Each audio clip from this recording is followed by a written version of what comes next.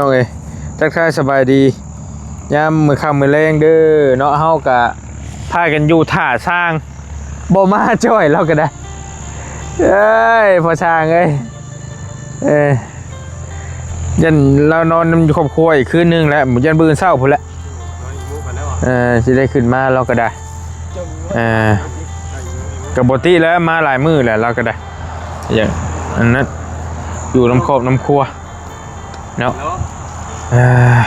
เอาอันนั้นมาครับกระทานไอ้นิ้วบ่น่ะตอนพัดปลากระป๋องหันบ่มันต้องล่างก่อนเบียร์มีตัวไม้บ่เอาตัวหมอก็ได้เอาตัวหมอก็ได้โอเคบ่ให้มันแห้งก่อนข้างให้มันแห้งก่อนก็ได้ขาเชือกก่อนเอาสบายดีเด้อสบายดีบัดจุกูทุกคนสบายดียำแรงเอาแล้วมันติดแสนน้ำใช้ฟ้าอะไรอันนี้โอ้ยเนาะลิ้นแมวพากันลิ้นแมวเลยทักทายสบายดีย่ามมือคำมือแรงนะพี่น้องเด้อทางบริกะยังอยู่เพื่อนบักคำเพื่อนนี่แหละพากันอุ่นเครื่องอยู่เป็นหมู่เป็นเพื่อนเพื่อนเนาะบรรยากาศช่วงแรงๆพี่น้องพักก็ขึ้นมาแต่ให้หน้าบริก็ได้กำลังมาขุดห้องน้ำนี่มันคำอะไรก็เลยพากันขึ้นมาหาเฮ็ดดูเฮ็ดกินก่อนแล้วจังว่ากันไหมไปเลยก็ได้ยาดอกป๊อปเฮ้ยใช่โอ้ยคือโบมีลาดเนาะมึงนี่เนาะไม่ต้องมีก็ได้ดิใส่ได้มาใส่รถนี่มีจะมีนี่ได้มีไทยได้นี่ไทยป่ะไทยแท้ป่ะโอ้ไทยแท้นี่หัวเด้เอาหน้ามาใส่บ่กดจะหันบ่ไม่ถูกหรอกเก็บมันเป็นนี่นะไม่ถูกอยู่เทิงบ่ยาวอยู่เทิงหันว่าดอกไม่ถูกไอ้ชื่อมาเบิดจะลงมาลายแล้วเจ้ากะเฮ้ยโอ้ตกใจเด้คนกำลังว่าชิมาหลอกได้ฮะชายปริศนาไม่เรียกไปหรอกพอดีได้ลุงเราบอกน้ำบอลลี่กินป้าเป็นแต่หวาดเสียวเฮงเรามีผู้ชายเสือแดงเหรอวะย่างมาหลังรถบอลลี่ฮะช่วงเอาแล้วตกใจแมวย่างมาตอนเช้ามืดชุ่มฮาดเราย่างมาเลยมาฮอดรถบอลลี่ฮะแหละสักพักแล้วง่วงไปแล้วโบเฮ็ดเราอะแป๊บเดียวนะเราบอกนะแต่ว่าบอลลี่ว่าเว้นจักนั่นแหละเราว่าเป็นตาย่านอยู่เราอะเราว่าผีป่ะเราว่าผีเราอะผมมีเนาะผีไม่ได้สิได้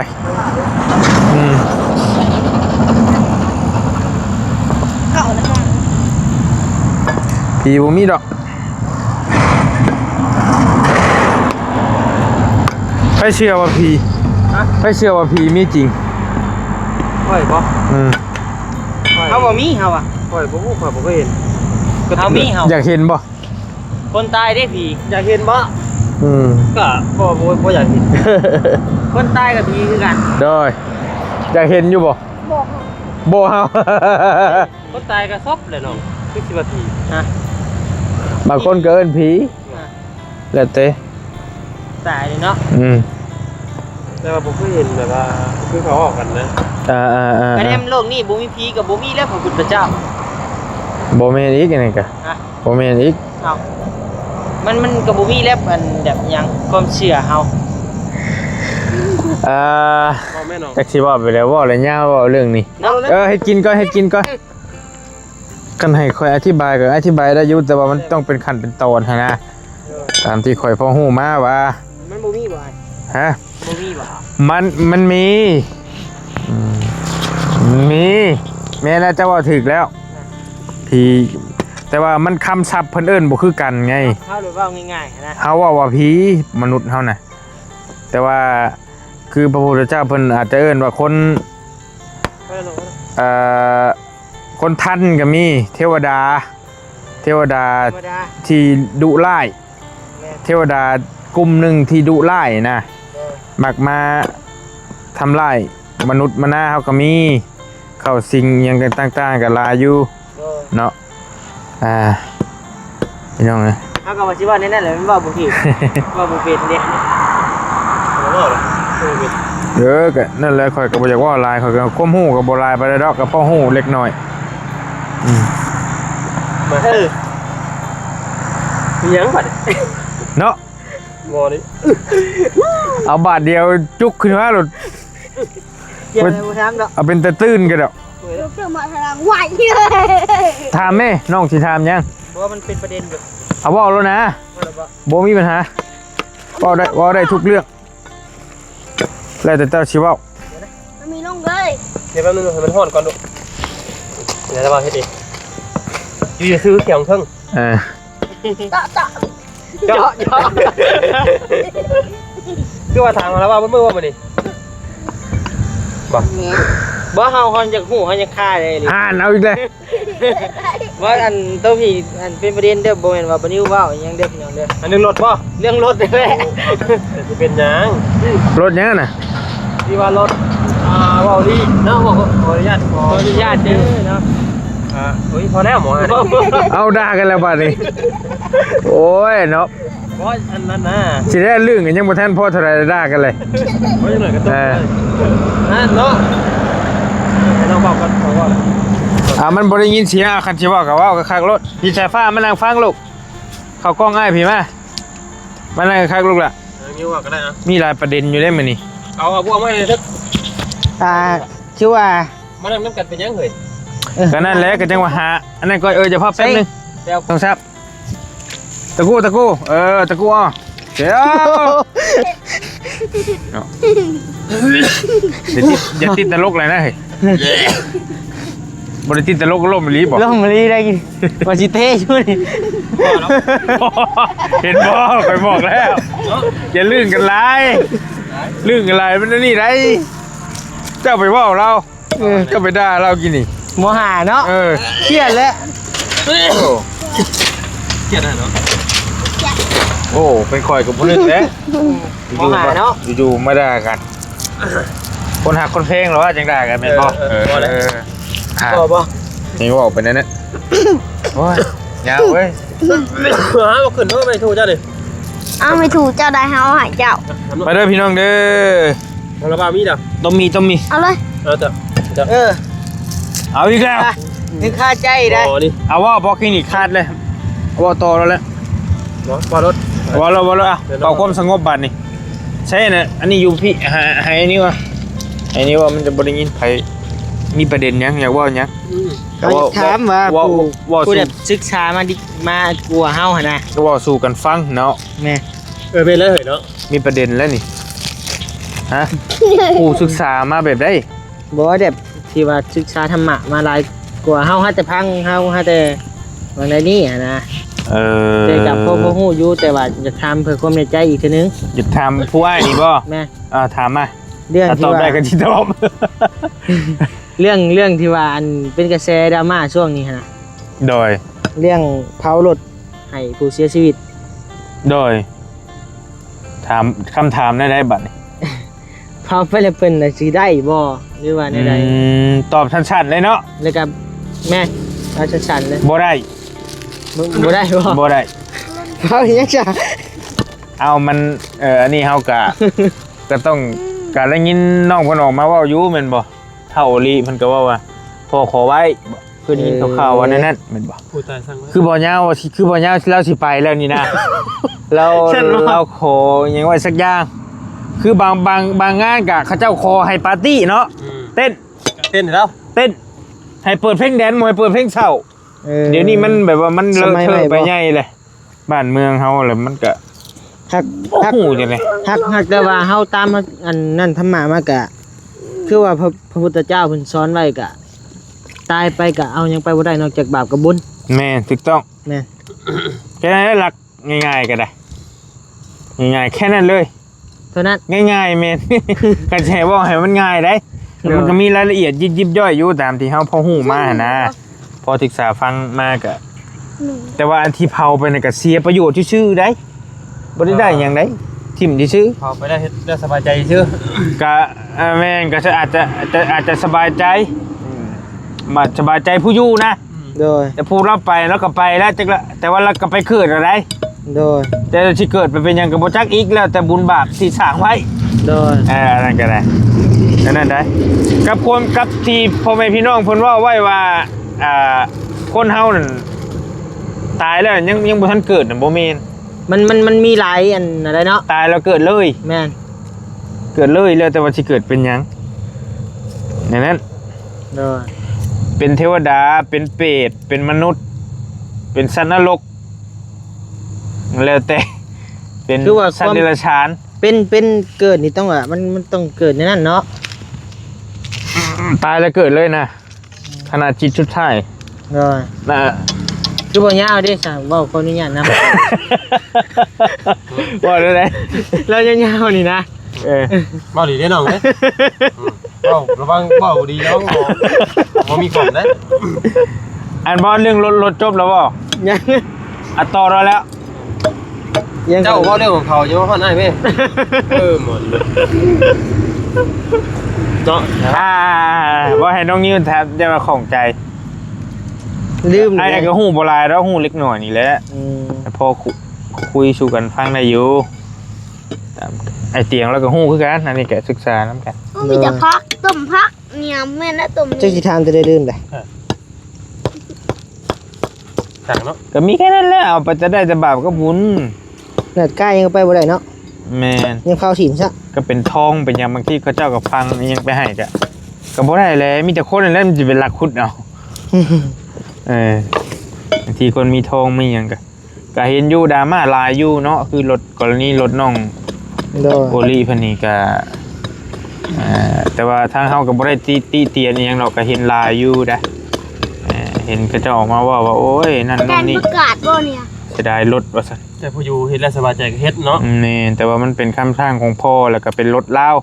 เมื่อคืนนี่ก็คุยกับบาแซนอยู่ยืนคุยกัน สิทธิ์ของเรา แม่เป็นสิทธิ์ของเพิ่นแล้วก็แต่ว่าเราก็บ่มีสิทธิ์แล้วเราไปแล้ว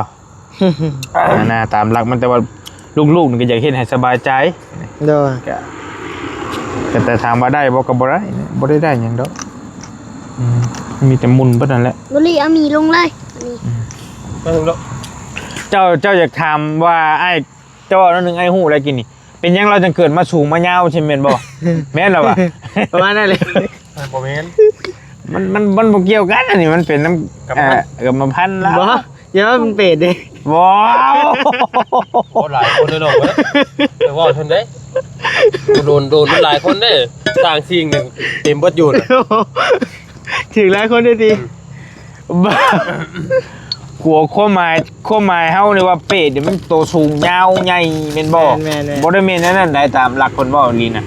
เป็ดบ่ได้เป็นจังซั่นได้ บ่เป็นบ่ บ่ เป็นอะไร ปากมือยังชำใบล้านบ่ปากชำหูเข็มเพิ่นบอกว่าบ่ แม่น บ่ได้แม่นนั่นได้ บ่แม่นบ่ เป็ดนี่เป็นมีหลายประเภท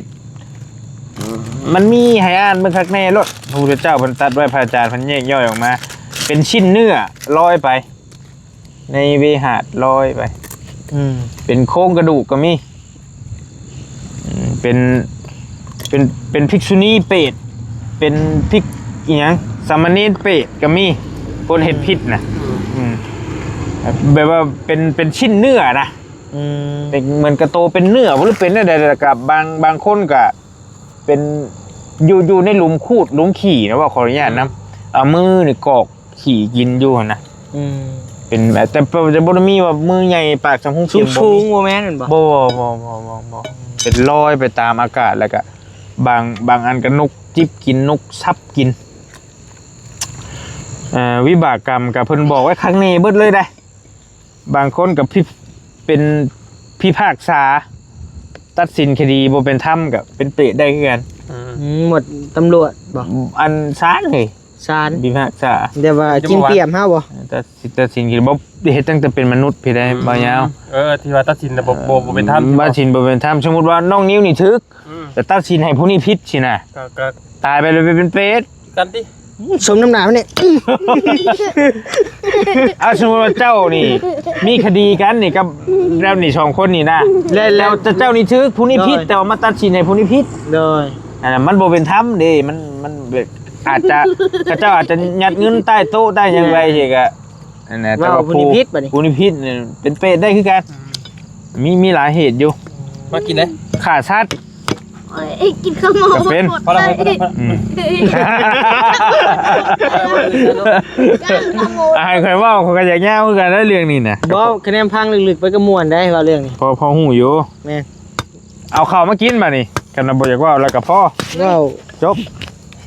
กินไปนี่แล้วบ่เถอะ บ่คนบาปเขาบ่อยากพังมันได้ ว้าวเดี๋ยวใจเย็นอย่าว่าใจเย็น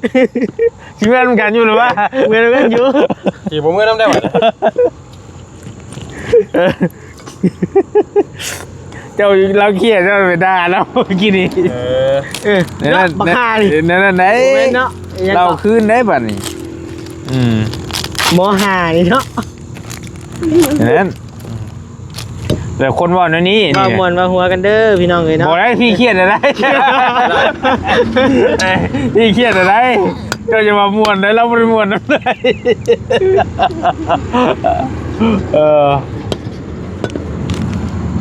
เราเป็นคนว่าในนี้นี่นะแต่ว่าใจจิตใจดีบ่ยาวนะ ทางนี้เครียดคักทางนี้ บ่ฮู้อยู่ ทำงานล็อก เครียดสายฟ้าตอนนี้ เอาไม่ถูกไหมฮะแม่เด้น่ะ เครียด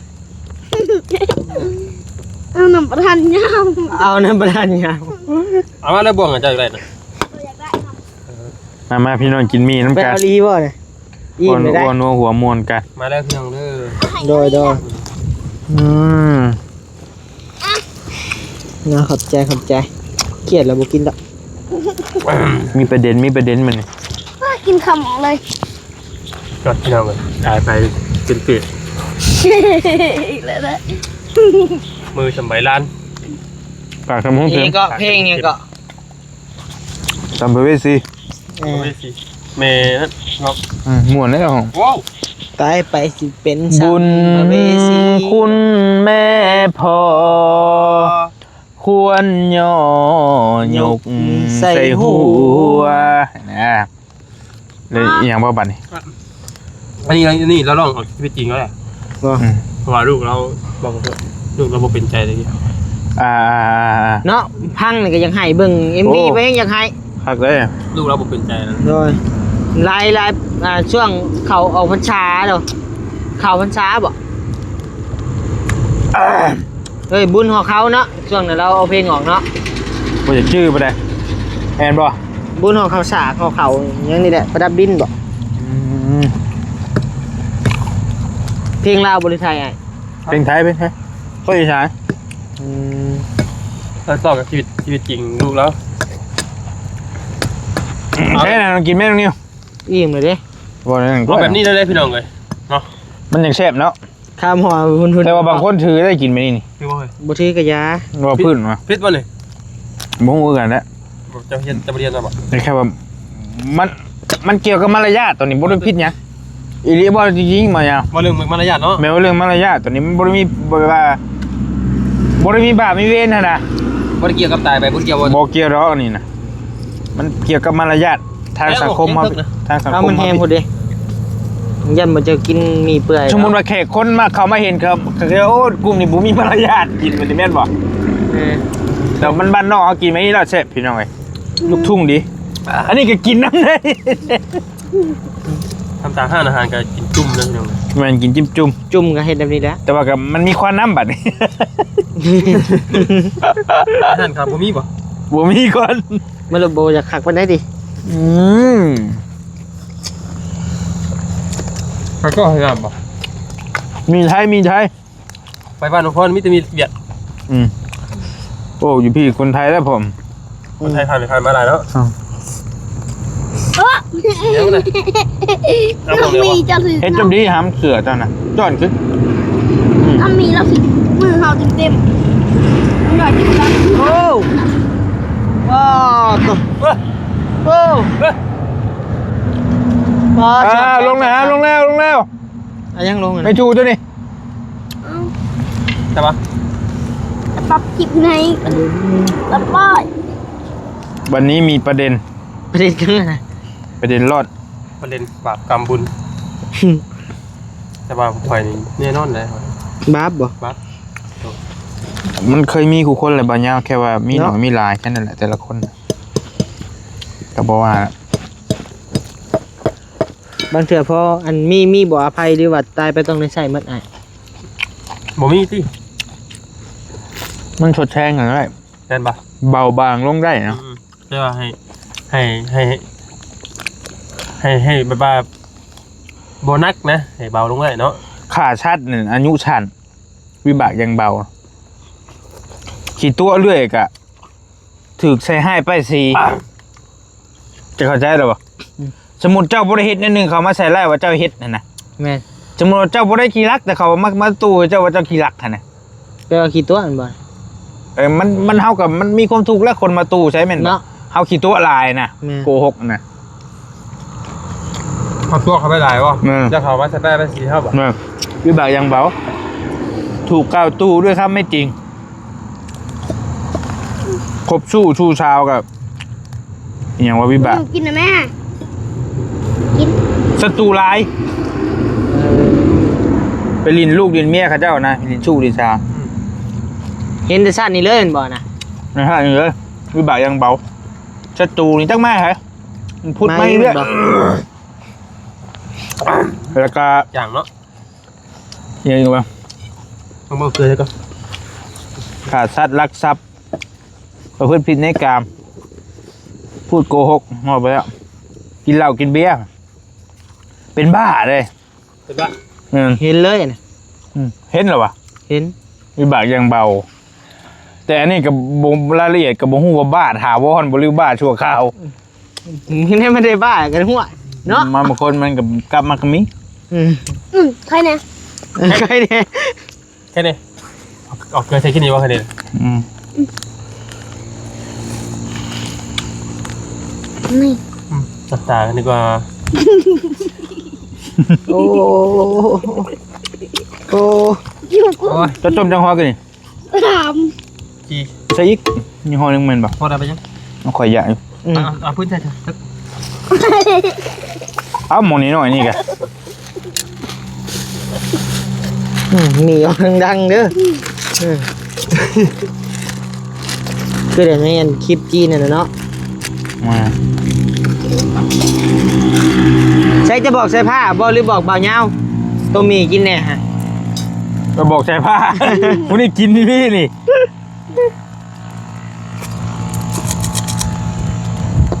พี่น้องเอ้ยแซ่บๆน้ำกันอยู่กลางทงกินข้าวหมอชิเลยขออนุญาตเด้อถ้าว่ามันบ่งามหูงามตาก็ได้ เด็ก กินแบบนี้เลย คนหนาเงาบอกพนันเงาบอกเงา คือกระทำเต็มๆเลยมึงโดนลุ่มมือ พอเงาไม่ดังขาโลดเธอเกินเลยดังขา หัวหน้าเงา เบอร์เบอรี่เอิ้นได้ก็บ่ พอจะเลย บ่เอิ้นบ่ได้บริเว้าความจริงเลย ก็ดีได้ เอิ้นได้เว้าเลิศเว้าความจริงเลยว่าเดี๋ยวจะเอิ้นกับอ้ายนะ เราบอกกล้าว่า ครับผมหัวใจท่าสร้างเลย บ่ จากยาทักขึ้นเลยแล้ววะ มื้อบ่มาได้ก่อน ขึ้นโค้งอ่ะ บ่มากเรื่องของ ถึง เจ้า จะมาก แล้ว เนาะ บอดี้ตุ้ยเพื่อนบอดี้นะ บ่นิวได้ซะเบิ่งบ่นิวได้ ประธานเงา ประธาน บ่ จานนิ้วเลย ยันนิวเอาเลย เป็นป่ะ หัวหน้านิ้วบ่ จานนิ้วเดือดนิ้วอีก ยังจักอย่างอยู่แหละยังกินห้องปันห้องอยู่เอาผลตกเฮ้ยโอ้แซ่บพี่น้องเอ้ยมีอยู่เลยอันนั้นบุอิมเอามาอีกข่อยแน่บุอิม อยากกันรู้จักกันเนาะ เนาะช่างว่าแท้กินข้าวแต่ออกมาเมื่อคืนนี่ก็นั่งคุยกับน้องเพิ่น2คนเนาะเงงอยู่ พอจังโมงคืนนี่เจ้า ก็นั่งคุยกับน้องเพิ่นแหละสวัสดิ์20ปลายนาทีแล้วก็มื้อ แทบเลยเนาะ แซ่บได้กินไปนี่นะกินแบบยากๆนี่นะ พอมันแซ่บน้ำหนักมัน จะปรุงเกลือบ่เดี๋ยวมันจะปรุงเด้นี่มันเผ็ด พอแล้วเฮ้ยพอแล้ว ขี้รักข่อยก็บ่ได้ว่าตะกี้ก็ขี้รักหลายเด้ว่าบ่ให้เบิดซะศีล5น่ะขี้รักยังบ่ทันเว้าขี้รักนี่เฮ็ดให้เฮาเสื่อมทรัพย์ แล้วก็ยังอีกหมด แค่นั้นแหละบากยังเบา แต่นั้นเป็นขี้หลักบ่ แม่นเฮารักของคนหลายหั่นนะเฮารักเฮาเฮ็ดบาปตัวรักไว้หลายหั่นนะทรัพย์สินเฮาเนี่ยมันสิเริ่มเสื่อมไปเสื่อมไป เรื่องบ่มีหยังแม่น เสื่อมแม่นเสื่อมไปแบบบ่มีเหตุผลหั่นน่ะมีเหตุให้เสื่อมหั่นน่ะ เสื่อมไปแบบนี้มีเนี่ยจำเป็นหั่นน่ะ ว้าวเรื่องหลักเลยตะ แต่ กี้ แต่บ่รีคือกัน ก่อยตะกี้นะ ผมเป็นว่าแล้ว รักบ่จักอะ ป้าช่างก็แท้ โอ้ยขาสัตว์ตัดชีวิตที่กันนั่นแหละ ก็คือกันก็บ่ได้ว่าแต่ยังน้อยน่ะ เคยรักบ่ เฮ็ดรักก็เคยเฮ็ดมาเบิดทุกอย่างนะแนวมันบ่ดีน่ะก็เข้าใจ บ่ยาวบ่ยาวตะกี้เนี่ยรักมะพร้าวรักไก่ อืม รักเงินพ่อแม่ เฮาบ่เคยเลยนะ เอาเบิดข่อยนะ บ่เคยนะ รักไก่ไป ละไก่แม่เอา เดี๋ยวเราพาไปตอนนี้ไป รักไก่ไปข่อยก็เคยคือกัน ละไก่ ก็คือมันไก่ครับ ไก่ไว้ในหน้ากระตุนก็ใช่แล้วตับเบิกเนี่ย ไก่ ต้มอ่ะ พี่น้องอันบ่เสียงนี่แหละบ่ได้ห้องนี่ก็ จะ ไก่ โก้นะ แล้วหลายแล้วเอาไก่ไปเป็นแก่งวะกลางคืนไปต้มใส่เกลือใส่แต่เกลือได้เท่าเป็นงัวกับบ่มีแล้วเอ้ยถามมาได้ใช้มันตะลักไก่ปักเผากะหลายข้าวนะลักเผาเพิ่นน่ะค่ำมื้อคืนก็เว้นลักวัด หมดแล้วจื้อยังลองคลิปข่อยดู โอ้เราบ่จื้อหรอกเป็น10ปี5ปี จื้อแล้วก็ ยังบ่จบเขาคุกช้ำมือ บ่ความผิดบ่มีทำหึงปานนั้นน่ะ บ่ บ่มี มันมีบ่ บ่ เว้าบ่ได้ บ่เลย มีแต่เขาสิสั่งเลย หลักฐานมันก็บ่มีเด้ดิ จะเอามีแต่ รุดปากกันได้นี่เนาะหลักฐานได้นี่เนาะ หลักฐานได้หู บ่ มีแต่บ่ดี มีแต่เขาสิสั่งอย่างเดียว โอ้ มีเลย คนเฮามันก็ควรให้อภัยกันมันผิดเลยดิ แต่น้อยพุ่นเนาะ ไม่เฮ็ดได้เด้ บ่น้อยนี่ครับบ่แล้วเนาะแซ่บเนาะหำเจ้าก็เนาะเอ้าไม้คือมาอยู่น้ำสายผ้าเด้ เอาแล้วไป เจ้าให้บ่ป้าพี่น้องบอลลี่ก็สิจบคลิปแล้วบัดนี้ เท่าไหร่บ่ จบไปแท้ มันยืดมันยาวเลยอ่ะมีแนวเว่าโตบ่มีแนวเว่าโตก็เว้า จักสิว่าหยัง ยังจะว่าเจ้าอย่างอันนี้ต่อสิเป็นหยัง บ่มีแต่โยนมาผู้หนึงคนถามแต่ผู้หนึงโยนให้เฮา นั่งนำกันจนดึกพี่แล้วเป็นหยัง แต่ละมึง แต่ละมื้อ ม่วนบ่อ้ายมาอยู่นำ3มิลลิ เลย หรือว่านั่น อย่ามาสั่งติ ม่วนบ่เลยขี้ข้านนั่งนำ หัว ผมไม่มีแนวเว้าเนี่ย ไปจะจบก็จบเลยนี่พ้นมาเลย อยู่ดีมีแฮง โดย พี่น้องเลยจังว่ากันผลมาแล้วบิ๊กกล้องหาเนี่ยอันน้องเอ้ยน้องกูจะป่ะ